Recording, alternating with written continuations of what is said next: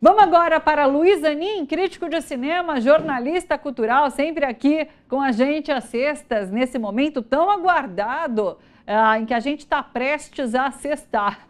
Zanin, boa tarde, cadê você? Não estou com o Zanin? Cadê? Aí, tudo bem. Ah, tá fechado seu mic, dá uma olhada. Oi?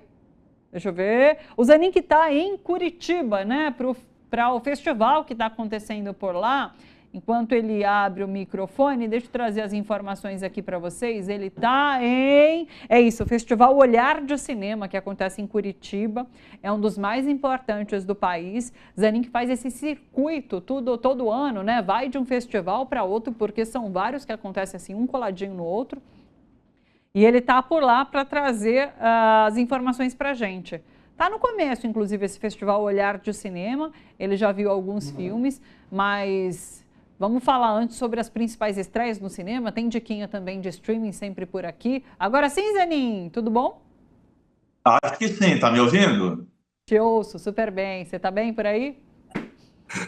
Tudo bem. Estou meio atrapalhado com o equipamento, que você sabe que quando você viaja, você não tem as condições mais familiares da sua casa, né? Então, no computador, então eu vou com o celular e tal, depende das condições do hotel, então dá uma certa atrapalhação. Mas acho que agora funcionou bem, está tudo bem. Friozinho bravo aqui, mas o festival já começou bem. Eu imagino, né? Se aqui em São Paulo tá frio, aí no sul. Ontem a gente conversou com o Guilherme, nosso repórter em Porto Alegre, também bastante frio. Pegou uma semaninha gelada para estar por aí, né? Pois é, menina. E a abertura do festival é num lugar maravilhoso aqui de Curitiba, que é a Ópera de Arame. Não sei Hum. se para quem conhece a cidade, é lindo, é realmente um teatro maravilhoso. Ele é um pouco afastado da cidade, ele está quase no meio de um bosque e por baixo tem um lago, ele está praticamente assim em cima da água, né? É uma maravilha. Só que quando você tem 4, 5 graus de temperatura, isso simplifica. Então, nós assistimos o filme de abertura, que é o Cloud, do Kiyoshi Kurosawa, japonês Kiyoshi Kurosawa, mas assim, com a sensação de estar num frigorífico, né? Mas agora já amenizou, hoje está até um calorzinho, está 10, 12 graus, então tá bom. Pois é, você foi contando assim, camadas e camadas de uma sensação térmica cada vez mais baixa, né? Credo. Exatamente. Vamos lá, estreias no cinema. Vamos começar com esse italiano, Segredos. Conta pra gente. Esse é um filme legal, viu? Ele é dirigido pelo diretor Daniele Lucchetti e é adaptado da obra de um escritor chamado Domenico Starnone, que é traduzido no Brasil, viu? Esse livro, inclusive, que se chama Segredos, tem tradução aqui no Brasil, assim como outros livros dele. E ele conta a história de um professor, que é o Pietro, né? Interpretado pelo Hélio Germano. Só uma nota ao pé de página: esse Hélio Germano é um dos atores da hora na Itália. Ele está trabalhando muito, ele é premiadíssimo, talvez seja o ator mais premiado da Itália na atualidade, trabalhando e fazendo filmes maravilhosos. E ele faz esse professor de uma escola da periferia de Roma, que é muito querido pelos alunos e pelas alunas, e ele acaba se envolvendo com uma dessas alunas, que é a Teresa, que é uma aluna bastante brilhante e bastante problemática também. Ela não sabe exatamente o rumo que ela vai tomar na vida e eles estão envolvidos, eles mergulham num caso de amor bastante intenso, bastante problemático também. E ela tem uma ideia, veja bem que ideia que ela tem. Ela acha que para solidificar a união deles, eles têm que contar um ao outro a pior coisa que cada um fez na vida, o pior segredo que eles têm, o segredo de uma coisa tão grave que, se fosse revelado, estragaria a vida daquela pessoa, né? Ela acha isso porque um dependendo do outro, o laço se tornaria indissolúvel. E isso não acontece. Eles se separam de qualquer jeito, mas ficam com aquilo pendendo. O filme ele vai e volta no tempo. Ele começa com esse professor já velho, volta para a juventude dele, em que aconteceu esse caso com essa aluna, e retorna para a idade madura, quando ele é um cara bastante conhecido, que vai receber um prêmio, inclusive, do presidente da República. E imaginem vocês a pessoa que é convidada para entregar esse prêmio, senão essa Teresa, que foi a ex-aluna dele e ex-amante dele, e que guarda esse terrível segredo sobre ele. Isso cria uma tensão no filme que dá assim ao ar de uma espécie de um thriller psicológico muito interessante mesmo. A história é muitíssimo bem bolada. E eu só, assim, em termos de curiosidade, eu queria contar para as pessoas que esse Domenico Starnone é um autor já com idade, ele tem 82 anos de idade, né? Ele é muito conhecido na Itália e bastante lido aqui no Brasil também, como eu falei, né? E tem gente que suspeita que ele seja casado com a misteriosa Elena Ferrante, que é aquela autora italiana de grande sucesso, da Vida Genial, né? Daquela minissérie, de vários outros filmes, da tetralogia napolitana, que é um best-seller mundial, e que é anônima. Helena Ferrante é um nome, é um pseudônimo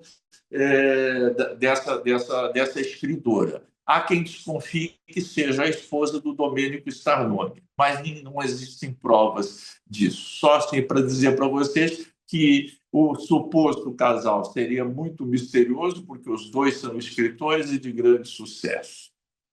Que bacana, não sabia dessa informação. Olha, me despertou ainda mais interesse. Bacana. Gosto muito. Posso acrescentar um série. detalhezinho? Claro, claro. O Domenico Starnone é casado com uma mulher que se chama Anita Raja, que é uma tradutora. E tem muita gente que acha que essa Anita Raja é a própria Helena Ferrante. Mas existe uma outra teoria que diz o seguinte, que a Helena Ferrante, na verdade, é o próprio Domenico Starnone escrevendo sobre o pseudônimo. Eu já ouvi essa teoria, de fato, que ele é um homem, realmente usa esse nome de mulher. Mas há quem rebata dizendo que aquilo não poderia partir de um homem, porque tem uma visão feminina, né, na série, nos livros, que seria talvez difícil para um homem conseguir adentrar tão perfeitamente na alma da mulher. Mas, enfim, escritores podem tudo.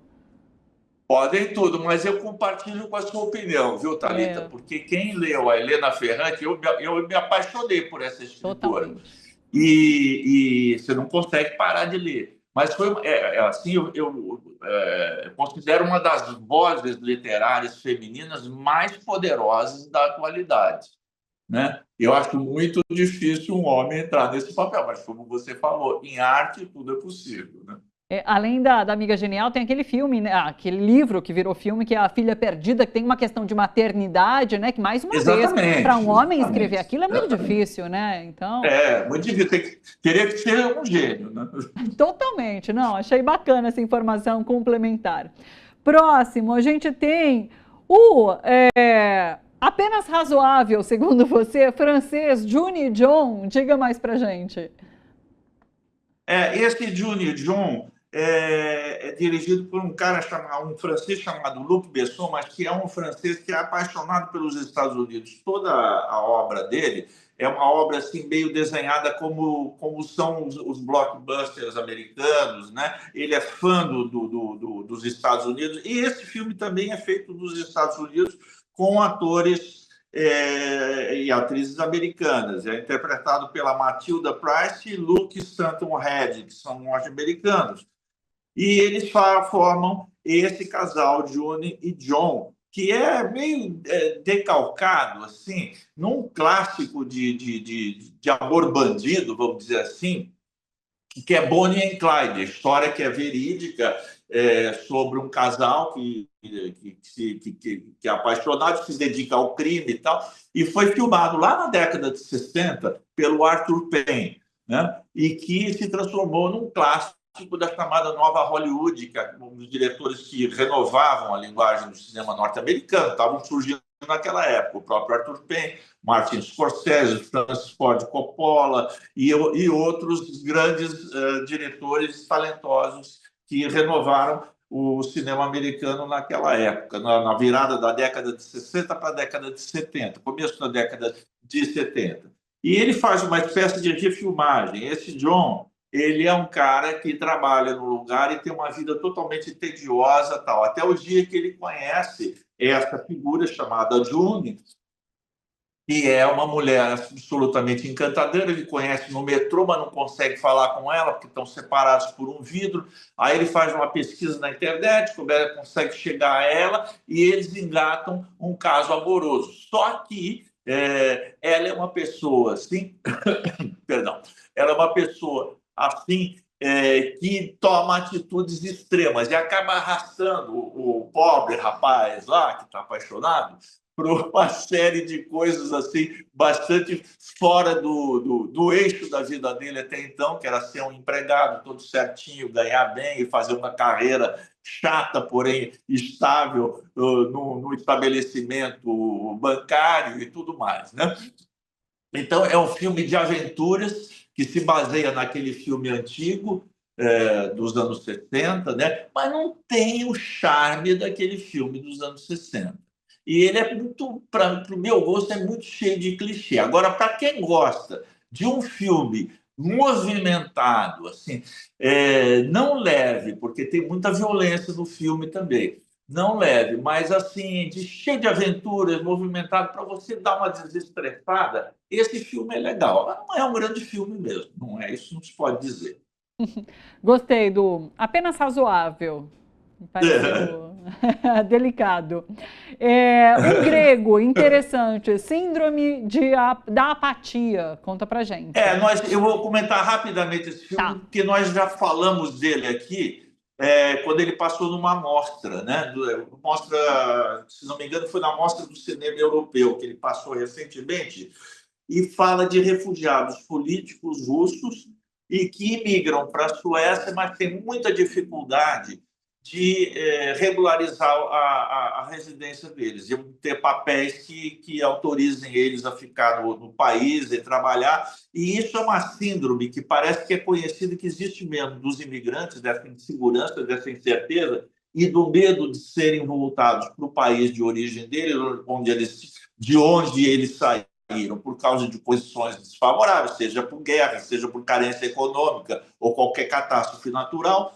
E isso se transmite dos pais para os filhos, e os filhos desenvolvem essa síndrome da apatia, que simplesmente eles não falam mais, não se comunicam com ninguém e ficam apáticos, né? É uma síndrome psicológica que está sendo observada nesses casos de imigração. E aí, no caso, é um filme de ficção sobre esse casal, que é Sergei e Natália, que são refugiados políticos, e a filha deles, Kátia, que é traumatizada nesse episódio. Ela aparentemente está normal, mas ela tem um desmaio e entra num estado de coma, e do qual ela não sai, e quando sai, sai indiferente em relação ao mundo. É um filme interessante e é um filme que busca chamar a atenção para essa questão da imigração, que é um problema, um tema atual, atualíssimo na Europa, como todos nós sabemos, que conta com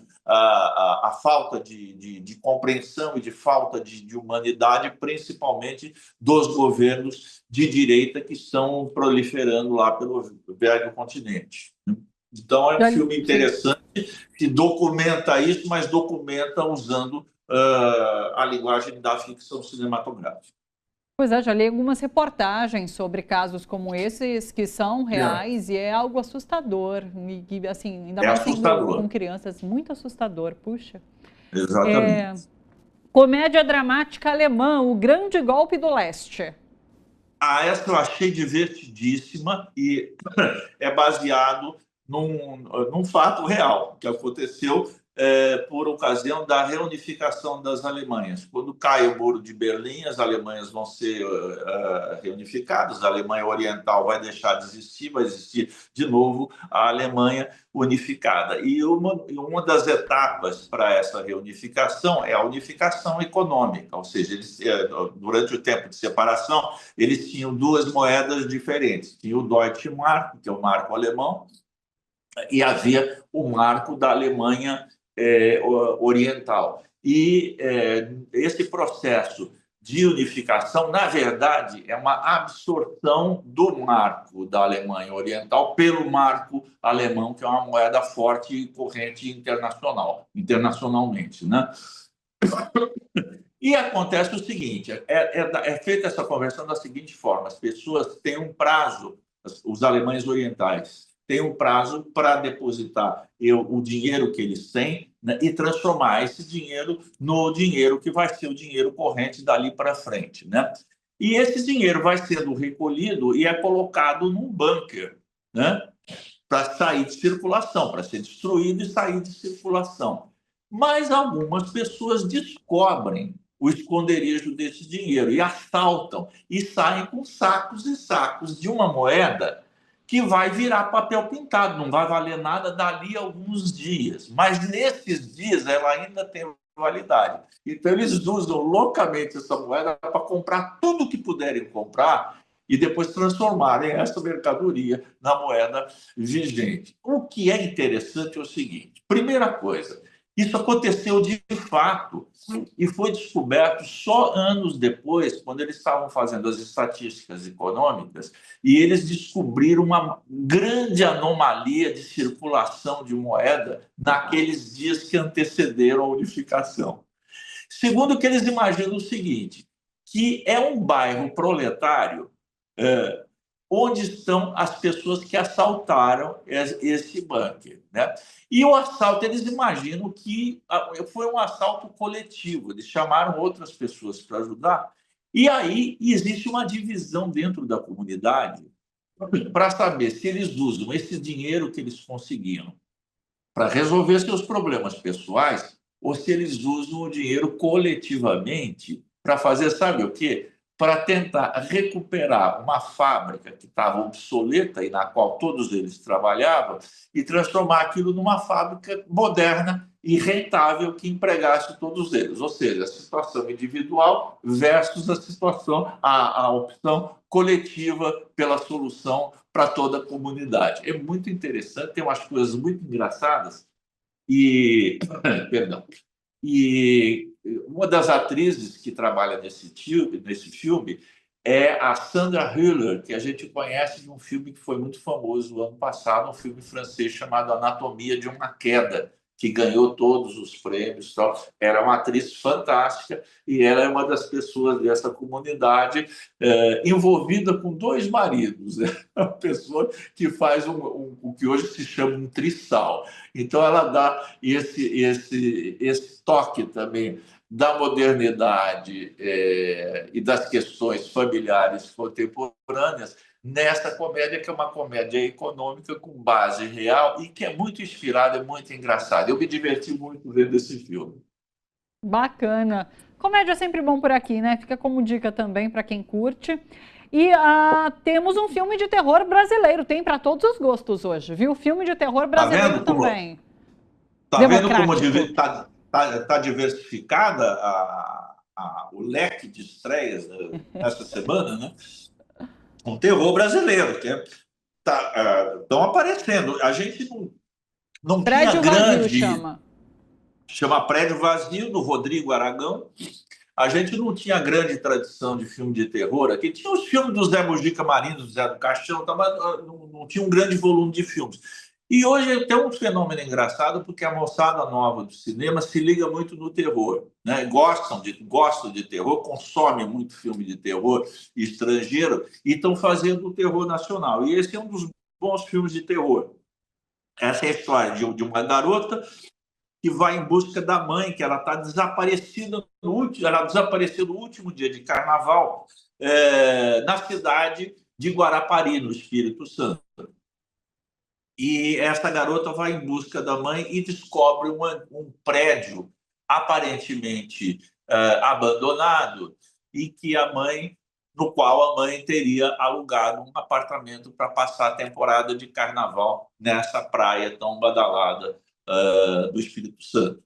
E, bom, ela vai descobrir esse prédio e vai descobrir não apenas a mãe, mas uma série de outros habitantes. É um terror engraçado esse aqui, é um terror que tenta evitar esses clichês de susto e tudo mais, né? É um terror bem à brasileira. Eu acho que é um filme que vale assim para ser visto. Eu vi ele meio com o pé atrás assim no começo, mas depois eu me deixei levar pelo filme e eu acabei me divertindo com a proposta desse cineasta, que é um cara assim, de talento, que é o Rodrigo Aragão, ele já tem outros filmes, e tem uma grande atriz que trabalha nesse filme, que é a Gilda Nomassi, que é uma das musas do cinema independente brasileiro. Assim, ela gosta mesmo de um cinema diferente, de um cinema um pouco fora do eixo, fora do convencional, e ela é adorada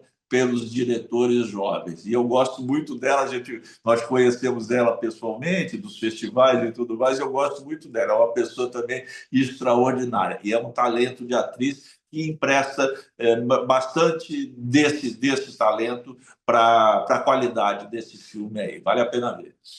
Bacana. Vamos finalizar com uma dica de streaming? Temos, deixa eu ver aqui hoje. Cadê? É Cinema em Casa, é isso? Sesc Cinema em Casa?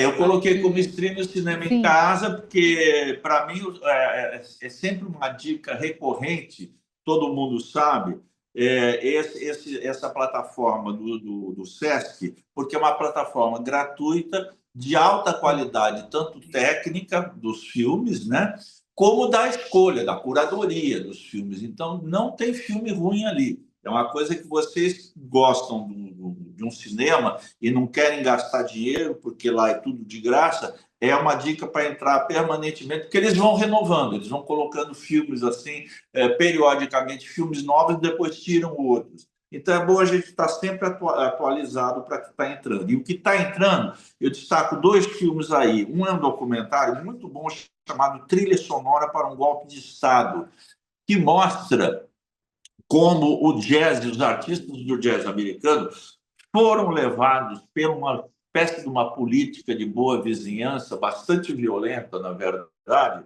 em relação à África, durante a Guerra Fria. Né? Grandes jazzistas como Louis Armstrong, Dizzy Gillespie, Max Roach, eles foram levados à África para botar uma imagem nova, uma imagem positiva, melhor dizendo, dos Estados Unidos, no momento em que os Estados Unidos está envolvido na derrubada do presidente Patrício Lumumba, né? E que acabou sendo assassinado pelos rebeldes, pela direita do seu país, sob o beneplácito dos Estados Unidos. Então, é um filme sobre como a arte, por melhor que ela seja, às vezes ela encobre manobras políticas assim das mais execráveis, como é a interferência americana em países democráticos, no contexto, principalmente no contexto da Guerra Fria, onde isso era muito marcante e muito explícito. Esse é um documentário maravilhoso, tem muita música, mas tem também muita política e muita denúncia. E outro que eu recomendo é um brasileiro chamado Cangaceiro na Moviola, que é muito legal, falando de uma pessoa muito bacana e muito importante para o cinema brasileiro, que é o Severino Dadá, que é um grande montador e também um grande personagem. Então, eles chamam de o cangaceiro da Moviola. Moviola é aquelas máquinas que hoje praticamente não se usam mais, que eram usadas para montar os filmes. Hoje isso é feito com computador, mas antigamente era película, então era uma coisa mecânica, bastante analógica. E o Severino Dadá, que é uma figuraça incrível, ele se tornou um dos principais montadores do cinema brasileiro. Então, é um filme esse que mostra bastante do bastidor do cinema, né? De como o cinema é feito, quais são os personagens que muitas vezes não aparecem diante das câmeras, mas são fundamentais para que um filme exista. O Severino é um deles. E como, pelo bom humor dele, pela presença de espírito dele, ele acaba se tornando amigo de todo mundo. E tem muitos diretores que colocavam ele para fazer um pequeno papel nos filmes, assim, para marcar a presença dele, que é uma pessoa muito querida, muito bacana. Eu conheço ele também, e é a maneira,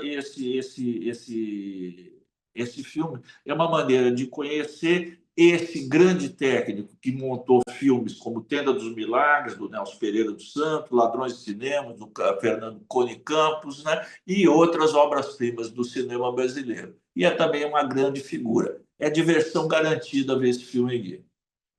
Só para finalizar mesmo agora rapidamente, o festival aí em Curitiba, Olhar de Cinema, qual a expectativa?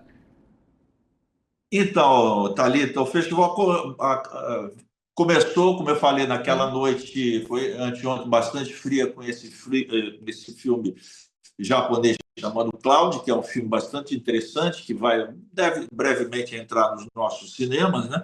E eu comecei já a ver os filmes ontem. Ontem eu vi um grande filme e um polêmico filme, chama Tardes de Solidão, do espanhol Albert Serra, do catalão, um diretor catalão, que é um filme sobre touradas, que é uma prática que hoje em dia é muito criticada e muito assim, criticada mesmo assim e perseguida por grupos de proteção aos animais, que acham que aquilo que se faz com o touro é um horror, tá? Uma coisa que não deveria existir nos nossos tempos. E esse é um filme que mostra a tourada sem qualquer, vamos dizer, sem qualquer glamorização e sem qualquer atenuante. É uma prática bárbara e filmada muito de perto e sem qualquer atenuante, como eu falei, sem qualquer enfeite.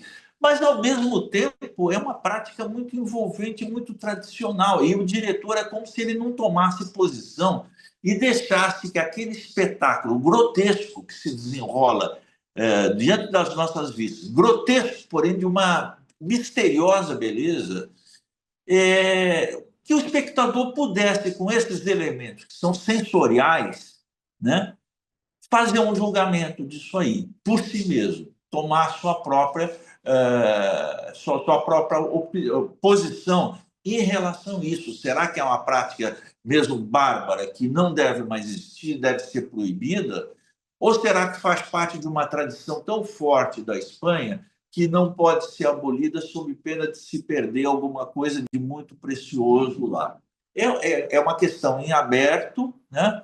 Não existe nesse filme nenhuma tentativa de induzir o espectador, quer dizer, não tem um especialista que defenda ou um militante que ataque aquilo, né? Mas fica para o espectador ver aquilo, às vezes com um fascínio e às vezes com uma certa repulsa, que é filmado bem de perto e é filmado magnificamente, com todos os ruídos, com os sons, com as imagens, com o sangue, né?